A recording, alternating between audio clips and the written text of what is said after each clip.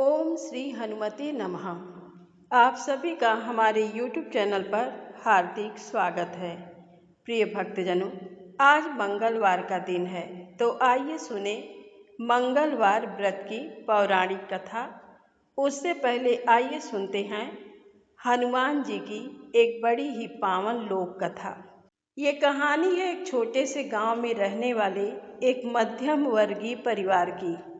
परिवार में माता पिता और उनकी एक 5 साल की मासूम बेटी थी, जिसका नाम था राधा।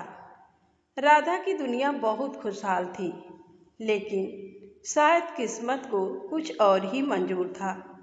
जब राधा सिर्फ 5 साल की थी, तब उसकी माँ एक गंभीर बीमारी के कारण चल बसी।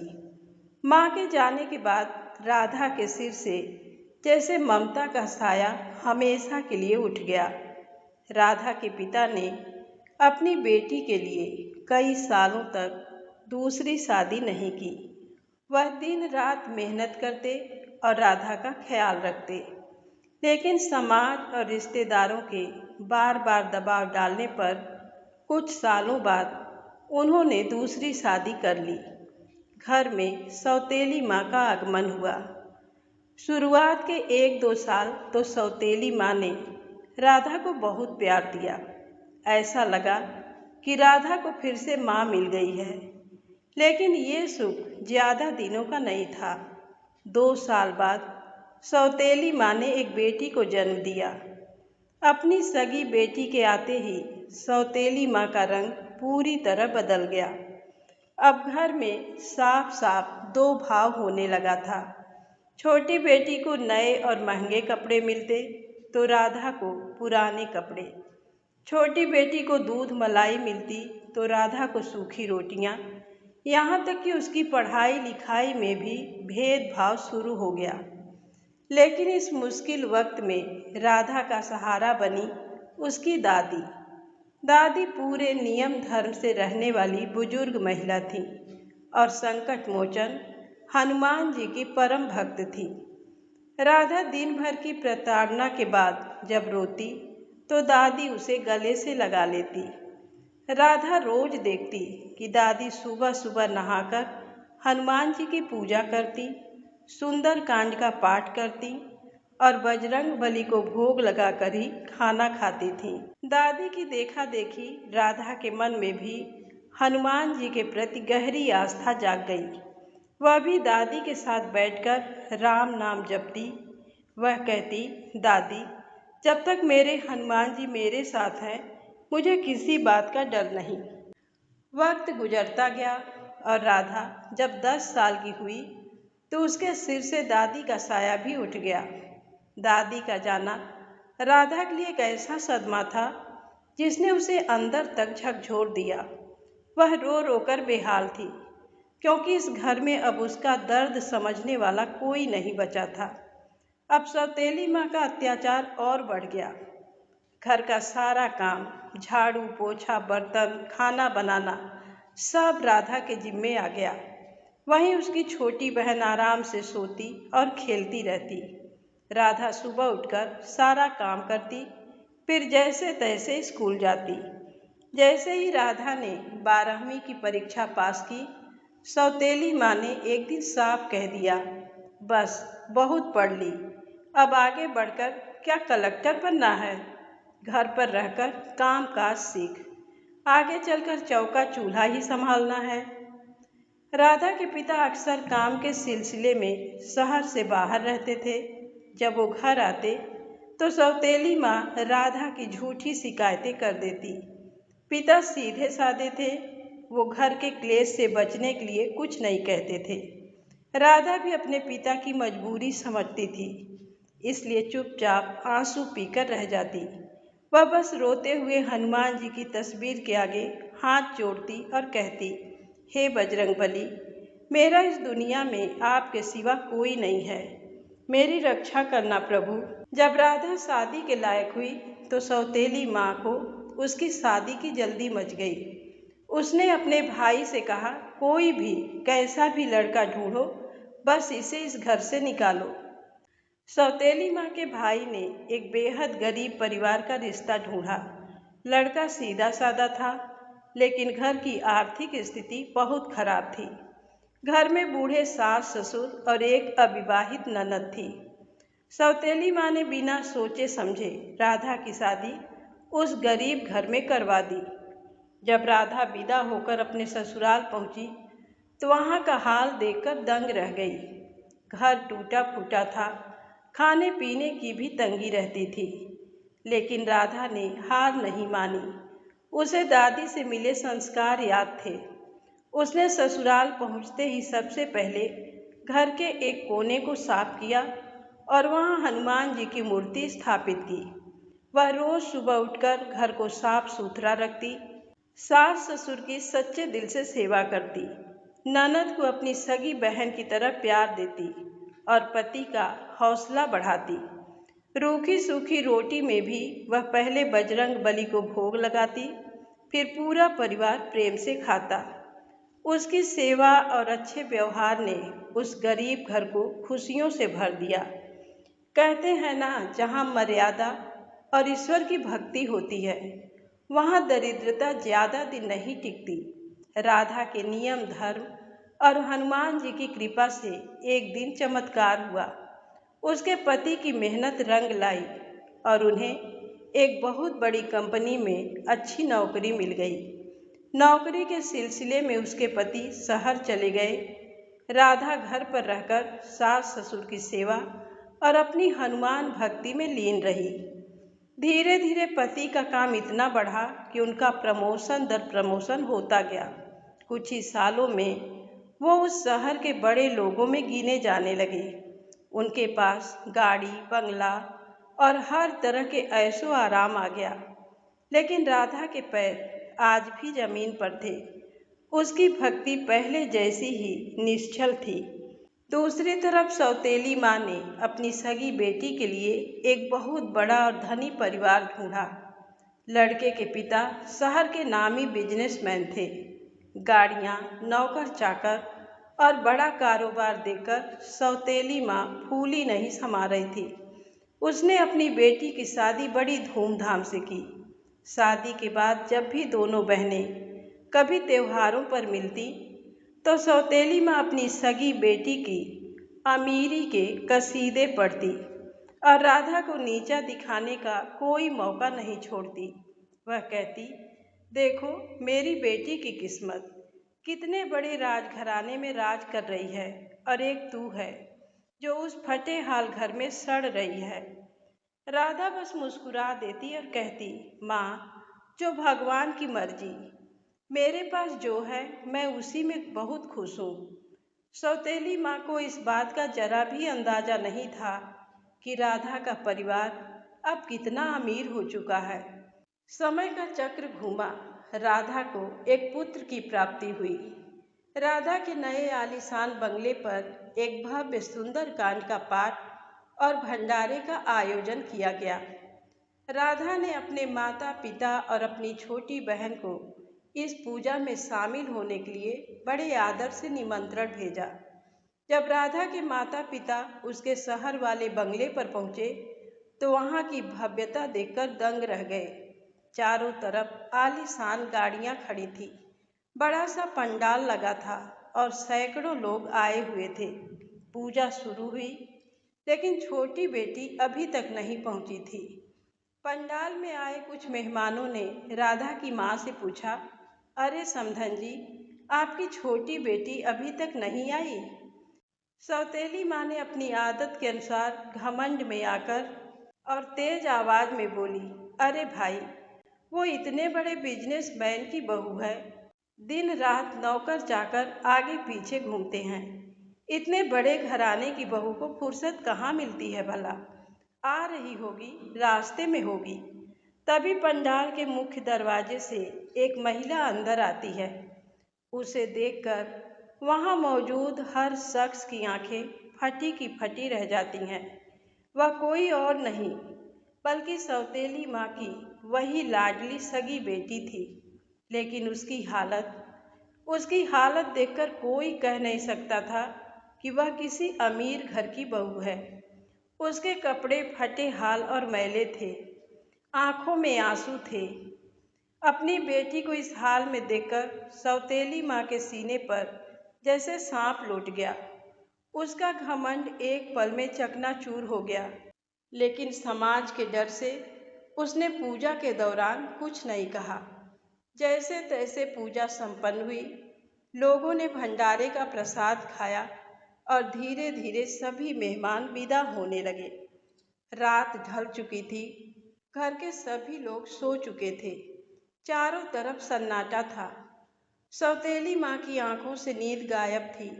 वह अपनी छोटी बेटी को हाथ पकड़कर घर के एक कोने में ले गई। उसकी आंखों से आंसू बह रहे थे। उसने तड़प कर पूछा, बेटी, तेरी ये क्या हालत हो गई है? इतने बड़े घर में तेरी शादी की थी, इतने नौकर चाकर थे, फिर तू ऐसे फटे हाल यहाँ क्यों आई है? और दामाद जी क्यों नहीं आए? माँ की बात सुनते ही छोटी बेटी फूट फूट कर रोने लगी। उसने रोते हुए अपनी माँ से सभी बातें बताई। माँ, जिस अमीर खानदान और पैसे के घमंड में आपने मेरी शादी करवाई थी, वह पैसा और घमंड ज़्यादा दिन नहीं टिका। मेरे पति को जुए और सट्टे की ऐसी लत लगी कि उन्होंने कुछ ही महीनों में सब बर्बाद कर दिया। लेनदारों का कर्ज इतना बढ़ गया कि हमारा आलीशान बंगला, गाड़ियाँ और पूरा बिजनेस सब बिक गया। आज हम दाने दाने को मोहताज हैं। और आपके दामाद जी, वो कर्जदारों और पुलिस के डर से मुंह छिपाए घूम रहे हैं, कोर्ट कचहरी के चक्कर काट रहे हैं, इसीलिए वो यहाँ नहीं आए। माँ, यह सुनकर सौतेली माँ का सर चकरा गया। उसे अपनी आंखों के सामने अंधेरा छाता हुआ महसूस हुआ। जिस किस्मत पर वह कल तक घमंड कर रही थी, वह ताश के पत्तों की तरह ढह चुकी थी। तभी छोटी बेटी ने राधा की तरफ इशारा करते हुए कहा, माँ, आप हमेशा दीदी को नीचा दिखाती थीं, उसे घर का नौकर समझती थीं, लेकिन आज देखिए, दीदी ने अपने अच्छे संस्कारों, बड़ों की सेवा और बजरंग बली की अटूट भक्ति से अपने उस गरीब ससुराल को आज स्वर्ग बना दिया और मैं अपनी तकदीर पर रो रही हूँ। सौतेली माँ की आंखों के सामने अतीत का हर एक दृश्य तैर गया। उसे याद आया कि कैसे उसने 5 साल की मासूम राधा से ममता छीनी, कैसे उसकी पढ़ाई छुड़वाई, कैसे उसे भूखा रखा और कैसे जानबूझकर उसे गरीब घर में ब्याहा। उसका अहंकार पूरी तरह टूट चुका था। वह भागती हुई आई और हाल में बैठी राधा को गले से लगाकर बिलक बिलक कर रोने लगी। उसने कहा, राधा बेटी, मुझे माफ़ कर दे। मैं लालच और घमंड में अंधी हो गई थी।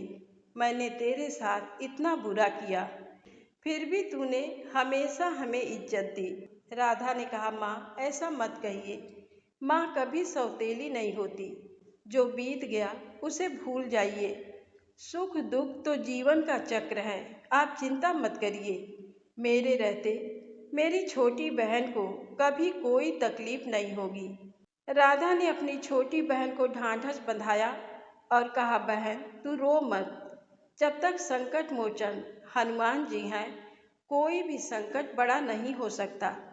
राधा ने तुरंत अपने पति से बात की और अपने पति से कहकर अपनी छोटी बहन को बिजनेस दोबारा शुरू करने के लिए कुछ पैसे दिलवाए। पैसे देते हुए राधा ने अपनी बहन का हाथ थामा और बड़े विश्वास से कहा, बहन, ये पैसे तो सिर्फ एक जरिया है, लेकिन असली सहारा तुम्हें बाबा का लेना होगा। तुम्हें पूरे नियम धर्म से लगातार 40 मंगलवार बैठकर संकट मोचन के सामने शुद्ध घी का दीपक जलाना और सच्चे मन से सुंदर कांड का पाठ करना। बजरंग बली तुम्हारे सारे दुखों को दूर करेंगे, तुम्हें कर्ज से मुक्त करेंगे और तुम्हारा डूबा हुआ बिजनेस फिर से चल निकलेगा। बस अपनी आस्था और भक्ति बनाए रखना, उन पर अटूट भरोसा रखना। छोटी बहन ने अपनी बड़ी बहन राधा की बात को गांठ बांध लिया। वह पैसे लेकर अपने घर लौटी और उसी मंगलवार से उसने संकल्प लेकर सुंदरकांड का पाठ शुरू कर दिया। हर मंगलवार वह नियम से बैठती, घी का दीपक जलाती और बजरंग बली से अपने पति की सद्बुद्धि और परिवार की रक्षा की भीख मांगती। इधर हनुमान जी का चमत्कार शुरू हुआ। छोटी बहन के पति को, जो दिन रात जुए और सट्टे में लगा रहता था, एक बहुत बड़ा झटका लगा। जिन दोस्तों के साथ मिलकर वह ये सब गलत काम करता था, उन्हीं दोस्तों ने उसे एक बहुत बड़ा धोखा दे दिया और उसके बचे खुचे पैसे भी हड़प लिए। इस धोखे ने उसकी आंखें खोल दी। उसे समझ आ गया कि बुरे वक्त में कोई भी साथ नहीं देता। एक दिन वह बेहद मायूस और अपने किए पर शर्मिंदा होकर अपने घर आया। उसने अपनी पत्नी से अपनी गलतियों की माफ़ी मांगी। छोटी बहन ने अपने पति को संभाला और राधा के दिए पैसे उनके हाथ में रख दिए। उसने कहा, दीदी ने हमें ये मौका दिया है और बजरंग बली ने आपको सद्बुद्धि दी है। अब सब भूलकर नए सिरे से शुरुआत कीजिए। उन पैसों को लेकर उसके पति ने पूरी ईमानदारी और लगन से अपने बिजनेस को दोबारा खड़ा करना शुरू किया। अब उस घर में जुए सट्टे की जगह हनुमान जी के नाम का दिया जलता था। बजरंग बली की ऐसी असीम कृपा हुई कि उनका डूबा हुआ बिजनेस फिर से चल निकला और पहले से भी ज़्यादा तरक्की करने लगा। धीरे धीरे वे सारे कर्जों से मुक्त हो गए और उनका परिवार फिर से खुशहाल हो गया। सौतेली माँ, छोटी बहन और उसके पति, सबका सिर आज राधा की उस हनुमान भक्ति और संस्कारों के आगे झुक गया था। इस कहानी से हमें ये सीख मिलती है कि पैसों और अमीरी का घमंड कभी भी टूट सकता है, क्योंकि वक्त बदलते देर नहीं लगती। लेकिन जो इंसान हर हाल में ईश्वर पर भरोसा रखता है, सबका आदर करता है और मुसीबत में भी दूसरों का भला सोचता है, संकट मोचन हनुमान जी उसका हाथ कभी नहीं छोड़ते। सच्ची भक्ति और सुंदर कांड के पाठ में वो शक्ति है जो इंसान की सोई हुई तकदीर को भी बदल सकती है। तो बोलिए भक्त वत्सल हनुमान जी की जय हो। अब आइए सुनते हैं मंगलवार व्रत की पौराणिक कथा। एक बार नैमिषारण्य तीर्थ में 80,000 मुनि एकत्र होकर पुराणों के ज्ञाता श्री सूत जी से पूछने लगे, हे महामुने, आपने हमें अनेक पुराणों की कथाएं सुनाई हैं। अब कृपा करके हमें ऐसा व्रत और कथा बताएं जिसके करने से संतान की प्राप्ति हो तथा मनुष्यों को रोग, शोक, अग्नि, सर्व दुख आदि का भय दूर हो, क्योंकि कलयुग में सभी जीवों की आयु बहुत कम है। फिर इस पर उन्हें रोग चिंता के कष्ट लगे रहेंगे, तो फिर वह श्रीहरि के चरणों में अपना ध्यान कैसे लगा सकेंगे। श्री सूत जी बोले, हे मुनियों, आपने लोक कल्याण के लिए बहुत ही उत्तम बात पूछी है। एक बार युधिष्ठिर ने भगवान श्री कृष्ण से लोक कल्याण के लिए यही प्रश्न किया था। भगवान श्री कृष्ण और युधिष्ठिर का संवाद तुम्हारे सामने कहता हूँ, ध्यान देकर सुनो। एक समय पांडवों की सभा में श्री कृष्ण जी बैठे हुए थे। तब युधिष्ठिर ने भगवान श्री कृष्ण से प्रश्न किया, हे प्रभु नंद नंद गोविंद, आपने मेरे लिए अनेकों कथाएं सुनाई हैं। आज आप कृपा करके ऐसा व्रत या कथा सुनाएं जिसके करने से मनुष्य को रोग चिंता का भय समाप्त हो और उसको पुत्र की प्राप्ति हो। हे प्रभु, बिना पुत्र के जीवन व्यर्थ है। पुत्र के बिना मनुष्य नरकगामी होता है। पुत्र के बिना मनुष्य पितृ ऋण से छुटकारा नहीं पा सकता और न ही उसका पुन्नग नामक नरक से उद्धार हो सकता है। अतः पुत्रदायक व्रत बतलाएं। श्री कृष्ण भगवान बोले, हे राजन, मैं एक प्राचीन इतिहास सुनाता हूँ, आप उसे ध्यान पूर्वक सुनो। कुंडलपुर नामक एक नगर था। उसमें नंदा नामक एक ब्राह्मण रहता था। भगवान की कृपा से उसके पास सब कुछ था, फिर भी वह दुखी था। इसका कारण ये था कि ब्राह्मण की स्त्री सुनंदा की कोई संतान न थी। सुनंदा पतिव्रता थी, भक्ति पूर्वक श्री हनुमान जी की आराधना करती थी। मंगलवार के दिन व्रत करके अंत में भोजन बनाकर हनुमान जी का भोग लगाने के बाद स्वयं भोजन करती थी। एक बार मंगलवार के दिन ब्राह्मणी गृह कार्य की अधिकता के कारण हनुमान जी को भोग न लगा सकी, तो इस पर उसे बहुत दुख हुआ। उसने कुछ भी नहीं खाया और अपने मन में प्रण किया कि अब तो अगले मंगलवार को ही हनुमान जी का भोग लगाकर अन्न जल ग्रहण करेगी। ब्राह्मणी सुनंदा प्रतिदिन भोजन बनाती, श्रद्धा पूर्वक पति को खिलाती, परंतु स्वयं भोजन नहीं करती और मन ही मन श्री हनुमान जी की आराधना करती थी।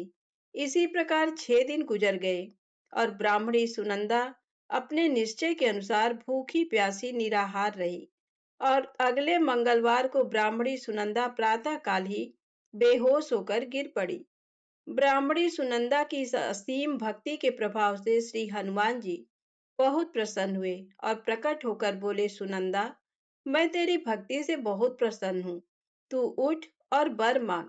सुनंदा अपने आराध्य देव श्री हनुमान जी को देखकर आनंद की अधिकता से विह्वल हो श्री हनुमान जी के चरणों में गिरकर बोली, हे प्रभु, मेरी कोई संतान नहीं है, कृपा करके मुझे संतान प्राप्ति का आशीर्वाद दें।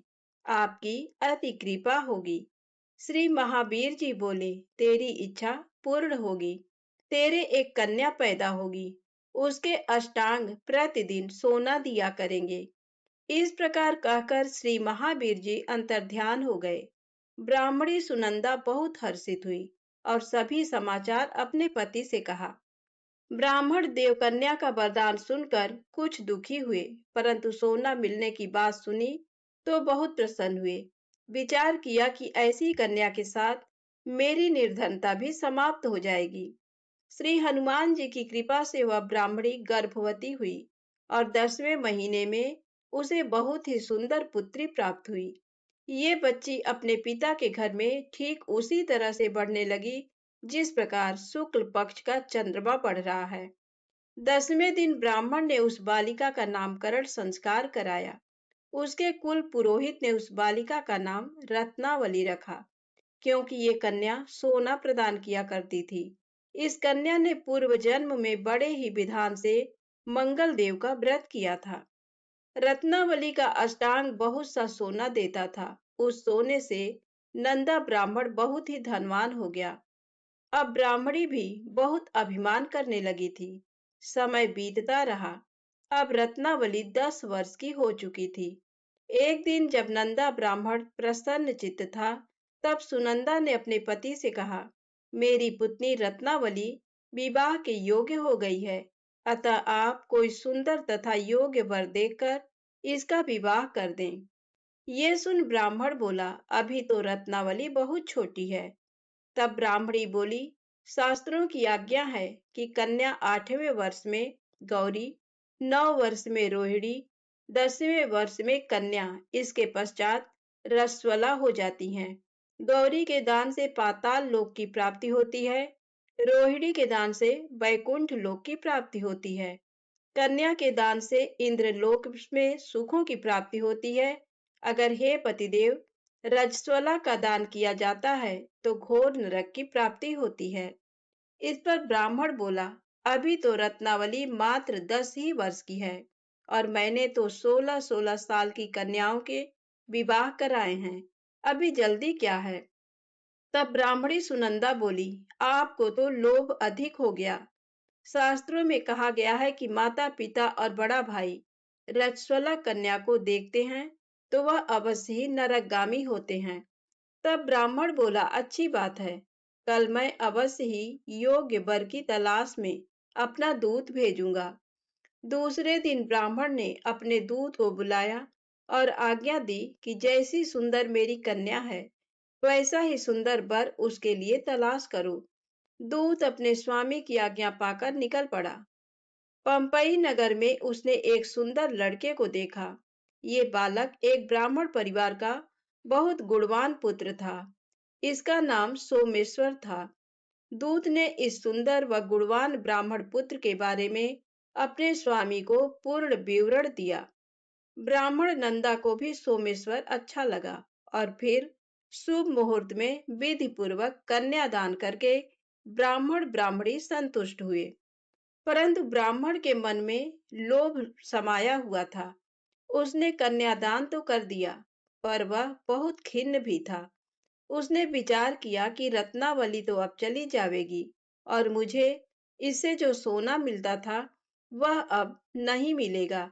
मेरे पास जो धन था कुछ तो इसके विवाह में खर्च हो गया और जो शेष बचा है वह भी कुछ दिनों पश्चात समाप्त हो जाएगा। मैंने तो इसका विवाह करके बहुत बड़ी भूल कर दी है। अब कोई ऐसा उपाय हो कि रत्नावली मेरे घर में ही बनी रहे, अपनी ससुराल ना जाए। लोभ रूपी राक्षस ब्राह्मण के मस्तिष्क पर छाता जा रहा था। रात भर अपनी सैया पर बेचैनी से करवटें बदलते बदलते उसने एक बहुत ही क्रूर निर्णय लिया। उसने विचार किया कि जब रत्नावली को लेकर उसका पति सोमेश्वर अपने घर के लिए जाएगा, तो वह मार्ग में छिपकर सोमेश्वर का वध कर देगा और अपनी लड़की को अपने घर ले आएगा, जिससे नियमित रूप से उसे सोना भी मिलता रहेगा और समाज का कोई मनुष्य उसे दोष भी नहीं दे सकेगा।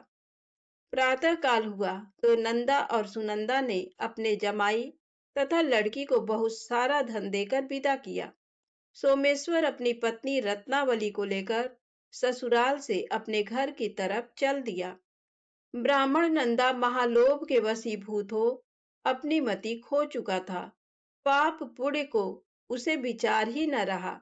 अपने भयानक व क्रूर निर्णय को कार्य रूप देने के लिए उसने अपने दूत को मार्ग में अपने जमाई का वध करने के लिए भेज दिया था, ताकि रत्नावली से प्राप्त होने वाला सोना उसे हमेशा मिलता रहे और वो कभी निर्धन ना हो। ब्राह्मण के दूत ने अपने स्वामी की आज्ञा का पालन करते हुए उसके जमाई सोमेश्वर का मार्ग में ही वध कर दिया। समाचार पाकर ब्राह्मण नंदा मार्ग में पहुंचा और रुदन करती अपनी पुत्री रत्नावली से बोला, हे पुत्री, मार्ग में लुटेरों ने तेरे पति का वध कर दिया है। भगवान की इच्छा के आगे किसी का कोई बस नहीं चलता है। अब तू घर चल, वहां पर ही रहकर शेष जीवन व्यतीत करना।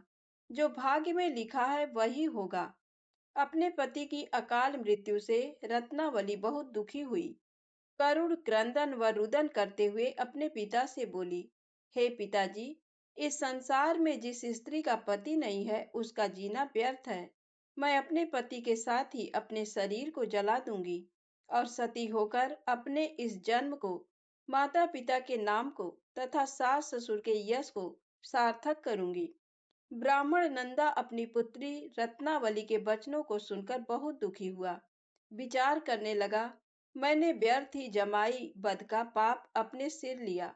रत्नावली तो उसके पीछे अपने प्राण तक देने को तैयार है। मेरा तो दोनों तरफ से मरण हो गया। धन तो अब मिलेगा नहीं। जमाई वध के पाप के फलस्वरूप यम यातना भी भुगतनी पड़ेगी। ये सोचकर वह बहुत खिन्न हुआ। सोमेश्वर की चिता बनाई गई। रत्नावली सती होने की इच्छा से अपने पति का सिर अपनी गोद में रखकर चिता में बैठ गई। जैसे ही सोमेश्वर की चिता को अग्नि लगाई गई, वैसे ही प्रसन्न हो मंगल देव वहां प्रकट हुए और बोले, हे रत्नावली, मैं तेरी पति भक्ति से बहुत प्रसन्न हूँ, तू वर मांग। रत्नावली ने अपने पति का जीवन दान मांगा। तब मंगल देव बोले, रत्नावली, तेरा पति अजर अमर है, ये महाविद्वान भी होगा और इसके अतिरिक्त तेरी जो इच्छा हो वर मांग। तब रत्नावली बोली, हे ग्रहों के स्वामी, यदि आप मुझ पर प्रसन्न हैं तो मुझे ये वरदान दीजिए कि जो भी मनुष्य मंगलवार के दिन प्रातःकाल लाल पुष्प लाल चंदन से पूजा करके आपका स्मरण करे, उसको रोग व्याधि ना हो, स्वजनों का कभी वियोग ना हो, सर्प अग्नि तथा शत्रुओं का भय ना रहे। जो स्त्री मंगलवार का व्रत करे वह कभी विधवा ना हो। मंगल देव तथास्तु कहकर अंतर ध्यान हो गए। सोमेश्वर मंगल देव की कृपा से जीवित हो उठा। रत्नावली अपने पति को पुनः प्राप्त कर बहुत प्रसन्न हुई और मंगल देव का व्रत प्रत्येक मंगलवार को करके व्रतराज और मंगल देव की कृपा से इस लोक में सुख ऐश्वर्य को भोगते हुए अंत में अपने पति के साथ स्वर्ग लोक को गई। प्रेम से बोले हनुमान जी महाराज की जय हो। आइए सुनते हैं मंगला गौरी व्रत की पौराणिक कथा। पूर्व काल में कुरु देश में श्रुतकीर्ति नामक एक विद्वान, कीर्तिशाली, शत्रुओं का नाश करने वाला, 64 कलाओं का ज्ञाता तथा धनुर्विद्या में कुशल राजा हुआ था। पुत्र के अतिरिक्त अन्य सभी शुभ चीजें उस राजा के पास थी। अतः वह राजा संतान के विषय में अत्यंत चिंतित हुआ और जब ध्यान पूर्वक देवी की आराधना करने लगा, तब उसकी कठोर तपस्या से देवी प्रसन्न हो गईं और उससे ये वचन बोली, हे सुब्रत, वर मांगो। श्रुतकीर्ति बोला, हे देवी, यदि आप मुझ पर प्रसन्न हैं तो मुझे सुंदर पुत्र दीजिए। हे देवी, आपकी कृपा से अन्य किसी भी वस्तु का अभाव नहीं है। उसका ये वचन सुनकर पवित्र मुस्कान वाली देवी ने कहा, हे राजन, तुमने अत्यंत दुर्लभ वर मांगा है, फिर भी कृपावश मैं तुम्हें अवश्य दूंगी। किंतु हे राजेंद्र, सुनिए, यदि परम गुणी पुत्र चाहते हो तो वह केवल 16 वर्ष तक जीवित रहेगा, और यदि रूप तथा विद्या से विहीन पुत्र चाहते हो तो दीर्घजीवी होगा। देवी का ये वचन सुनकर राजा चिंतित हो उठा और पुनः अपनी पत्नी से परामर्श करके उसने गुणवान तथा सभी शुभ लक्षणों से संपन्न 16 वर्ष की आयु वाला पुत्र मांगा। तब देवी ने भक्ति संपन्न राजा से कहा, हे नृपनंदन, मेरे मंदिर के द्वार पर आम का वृक्ष है, उसका एक फल लाकर मेरी आज्ञा से अपनी भार्या को उसे भक्षण करने हेतु प्रदान करो, जिससे वह शीघ्र ही गर्भ धारण करेगी, इसमें संदेह नहीं है। प्रसन्न होकर राजा ने वैसा ही किया और उसकी पत्नी ने गर्भ धारण कर लिया। 10वें महीने में उसने देव तुल्य सुंदर पुत्र को जन्म दिया। तब हर्ष तथा शोक से युक्त राजा ने बालक का जात कर्म आदि संस्कार किया और शिव का स्मरण करते हुए उसका नाम चिरायु रखा। इसके बाद पुत्र के 16 वर्ष के होने पर पत्नी सहित राजा चिंता में पड़ गए और वे विचार करने लगे कि ये पुत्र बड़े कष्ट से प्राप्त हुआ है और मैं इसकी दुखद मृत्यु अपने ही सामने कैसे देख सकूंगा। ऐसा विचार करके राजा ने पुत्र को उसके मामा के साथ काशी भेज दिया। प्रस्थान के समय राजा की पत्नी ने अपने भाई से कहा कि कार्पटिक का वेश धारण करके आप मेरे पुत्र को काशी ले जाइए। मैंने भगवान मृत्युंजय से पूर्व में पुत्र के लिए प्रार्थना की थी और कहा था कि हे विश्वेश, आप जगतपति की यात्रा के लिए मैं उस पुत्र को अवश्य भेजूंगी। अतः आप मेरे पुत्र को आज ही ले जाइए और सावधानी पूर्वक इसकी रक्षा कीजिएगा। अपनी बहन की ये बात सुनकर भांजे के साथ वो चल पड़ा। कई दिनों तक चलते चलते वह आनंद नामक नगर में पहुंचा। वहां सभी प्रकार की समृद्धियों से संपन्न वीरसेन नाम वाला राजा रहता था। उस राजा की एक सर्वलक्षण संपन्न युवावस्था प्राप्त मनोहर तथा रूप लावण्यमयी मंगला गौरी नामक कन्या थी। वह कन्या किसी समय सखियों के साथ नगर के उपवन में क्रीड़ा करने के लिए गई हुई थी। उसी समय वह चिरायु तथा उसका मामा, वे दोनों भी वहां पहुंच गए और उन कन्याओं को देखने की लालसा से वहीं विश्राम करने लगे। इसी बीच विनोद पूर्वक क्रीड़ा करती हुई उन कन्याओं में से किसी एक ने कुपित होकर राजकुमारी को राणा ये कुवचन कह दिया।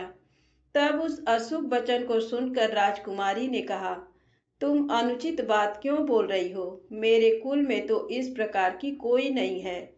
मंगला गौरी की कृपा से तथा उनके व्रत के प्रभाव से विवाह के समय जिसके सर पर मेरे हाथ से अक्षत पड़ेंगे, हे सखी, वह यदि अल्प आयु वाला होगा तो भी चिरंजीवी हो जाएगा।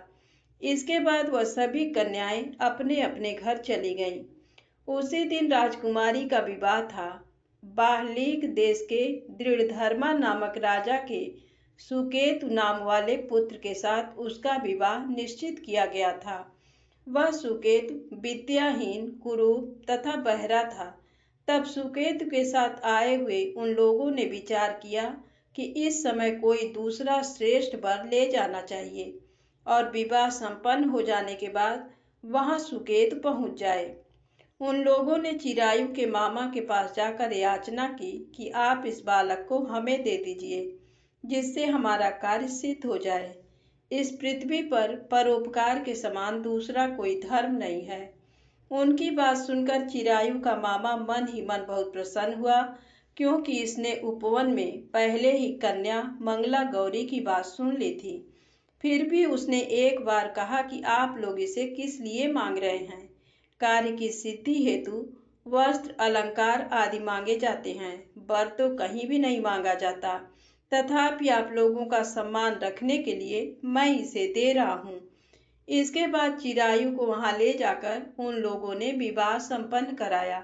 सप्तपदी आदि के हो जाने पर रात्रि में शिव पार्वती की प्रतिमा के समक्ष उस चिरायु ने हर्ष युक्त होकर मंगला गौरी के साथ शयन किया। उसी दिन चिरायु के 16 वर्ष पूर्ण हो चुके थे और अर्धरात्रि में साक्षात काल सर्प रूप में वहां आ गया। इसी बीच संयोगवश राजकुमारी जाग गई। उसने उस महासर्प को वहां देखा और वह भय से व्याकुल होकर कांपने लगी। तभी उस कन्या ने धैर्य धारण 16 उपचारों से सर्प की पूजा की और पीने के लिए उसे दूध दिया। उसने दीनता भरी वाणी में उस सर्प की प्रार्थना तथा स्तुति की। मंगला गौरी प्रार्थना करने लगी कि मैं उत्तम व्रत को करूंगी, जिससे मेरे पति जीवित रहें। ये जिस तरह से चिरकाल तक जीवित रहें, आप वैसा कीजिए। इतने में सर्प वहां स्थित एक कमंडल में प्रवेश कर गया और उस मंगला गौरी ने अपनी कंचुकी से उस कमंडल का मुंह बांध दिया। इसी बीच उसका पति अंगड़ाई लेकर जाग गया और अपनी पत्नी से बोला, हे प्रिय, मुझे भूख लगी है। तब वह अपनी माता के पास जाकर खीर, लड्डू आदि ले आई और उसके द्वारा दिए भोज्य पदार्थ को उसने प्रसन्न मन होकर खाया। भोजन के पश्चात हाथ धोते समय उसके हाथ से अंगूठी गिर पड़ी। तांबूल खाकर वह पुनः सो गया। इसके बाद मंगला गौरी कमंडल को फेंकने के लिए जाने लगी। विधि की कैसी गति है कि उस कमंडल में से बाहर की ओर जगमग करती हुई हार कांति को देखकर वह आश्चर्यचकित हो गई। घट में स्थित उस हार को उसने अपने कंठ में धारण कर लिया। इसके बाद कुछ रात शेष रहते ही चिरायु का मामा आकर उसे ले गया। इसके बाद वर पक्ष के लोग सुकेतु को वहां ले आए। उसे देख मंगला गौरी ने कहा कि ये मेरा पति नहीं है। तब उन सभी ने उससे कहा, हे शुभे, तुम ये क्या बोल रही हो? यहाँ तुम्हारा कोई परिचायक हो तो उसे हम लोगों को बताओ। मंगला गौरी बोली, जिसने रात्रि में 9 रत्नों से बनी अंगूठी दी है, उसकी अंगुली में इसे डालकर परिचायक निशानी देख लें। मेरे पति ने रात्रि में मुझे जो हार दिया था, उसके रत्नों का समुदाय कैसा है, इस बात को ये बताएं। ये तो कोई अन्य ही है। इसके अतिरिक्त रात्रि में आम सींचते समय उनका पैर कुमकुम से लिप्त हो गया था। वह मेरी जांघ पर अब भी विद्यमान है। उसे आप लोग शीघ्र देख लें। साथ ही रात में परस्पर भाषण तथा भोजन आदि जो कुछ किया गया था, उसे भी ये बता दें। तब ये निश्चय ही मेरे पति हैं। इस प्रकार उसका वचन सुनकर सभी ठीक है कहने लगे। किंतु जब एक भी बात न मिली, तब सभी ने सुकेतु को उसका पति होने से निषिद्ध कर दिया और वर पक्ष वाले जिस तरह से आए थे उसी तरह से चले गए। उसके बाद अपने वंश को बढ़ाने वाले महान यश से संपन्न तथा परम मनस्वी मंगला गौरी के पिता ने अन्न पान आदि का सत्र चलाया। उन्होंने वर पक्ष का वृत्तांत कानों कान सुन लिया कि स्वरूप से कुरूप होने के कारण लोगों के द्वारा किसी अन्य को वर के रूप में आदर पूर्वक लाया गया था। तब उन्होंने अपनी कन्या को पर्दे के भीतर बिठा दिया। उसके बाद 1 वर्ष बीतने पर यात्रा करके चिरायु अपने मामा के साथ ये देखने आया कि विवाह के बाद वहाँ क्या हुआ। तब उसे गवाक्ष के भीतर से देखकर वह मंगला गौरी अत्यंत प्रसन्न हुई और माता पिता से बोली कि मेरे पति आ गए हैं। राजा ने अपने सुहृद जनों को बुलाकर पूर्व में कहे गए सभी परिचायकों को निशानी को देखकर मंद मुस्कान वाली अपनी कन्या चिरायु को सौंप दी। राजा ने शिष्ट जनों को साथ लेकर विवाह का उत्सव कराया। इसके बाद राजा वीरसेन ने वस्त्र आभूषण आदि सेना घोड़े रथ और अन्य भी बहुत सी सामग्रियां देकर उन्हें विदा किया। उसके बाद कुल को आनंदित करने वाला वह चिरायु पत्नी तथा मामा को साथ लेकर सेना के साथ अपने नगर पहुंचा। लोगों के मुख से उसे आया हुआ सुनकर उसके माता पिता को विश्वास नहीं हुआ। उन्होंने सोचा कि प्रारब्ध अन्यथा कैसे हो सकता है। इतने में वह अपने माता पिता के पास आ गया और स्नेह से परिपूर्ण वह चिरायु भक्तिपूर्वक उनके चरणों में गिर पड़ा। तब अपने पुत्र का मस्तक सूंघ कर उन दोनों ने परम आनंद प्राप्त किया। पुत्रवधू मंगला गौरी ने भी सास ससुर को प्रणाम किया। तब सास उसे अपनी गोद में बिठाकर सारा वृत्तांत शीघ्रता पूर्वक पूछने लगी। तब पुत्र वधू ने भी मंगला गौरी के उत्तम व्रत महात्म तथा जो कुछ घटित हुआ था वह सब वृत्तांत बताया। जो कोई भी इसका श्रवण करता है अथवा जो इसे कहता है उसके सभी मनोरथ पूर्ण हो जाते हैं, इसमें संदेह नहीं है। प्रेम से बोले मंगला गौरी माता की जय हो।